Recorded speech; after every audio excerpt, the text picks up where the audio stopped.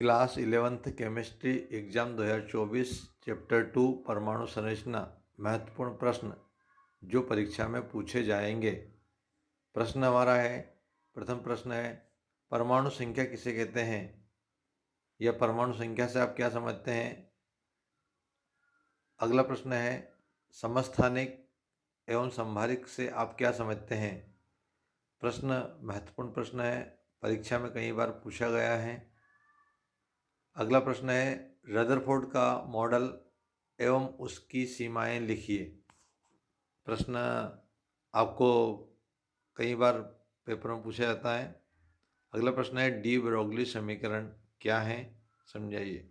आपको de Broglie समीकरण सिद्ध करने के लिए भी पूछा जाता है, उसमें भी आपको यही उत्तर देना है जो आपको इस प्रश्न में याद करा है।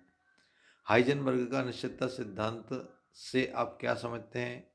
हाइजेनबर्ग का अनिश्चितता सिद्धांत पेपर में कई बार पूछा गया है, आप अच्छे से करें। अगला प्रश्न है, अफबाऊ का सिद्धांत से आप क्या समझते हैं, समझाइए। अफबाऊ का सिद्धांत तो बहुत महत्वपूर्ण है, इस सिद्धांत के बगैर आप इलेक्ट्रॉनिक विन्यास लिख ही नहीं पाएंगे। पाउली का अपवर्जन सिद्धांत को समझाइए। यह प्रश्न भी पेपर में कई बार पूछा गया है और पूछा भी जाता है।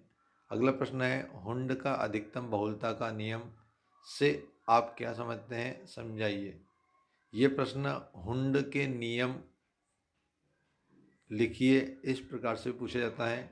हमारा अगला प्रश्न है, परमाणु क्रमांक 1 से परमाणु क्रमांक 30 तक के तत्वों के नाम, प्रतीक, परमाणु क्रमांक व इलेक्ट्रॉनिक विन्यास लिखिए।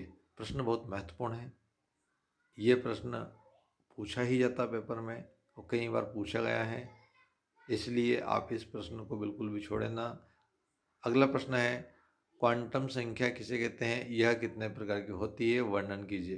क्वांटम संख्या महत्वपूर्ण प्रश्न है, 100% पेपर में पूछा जाता है। यहाँ पर क्वांटम संख्या के जो प्रकार होते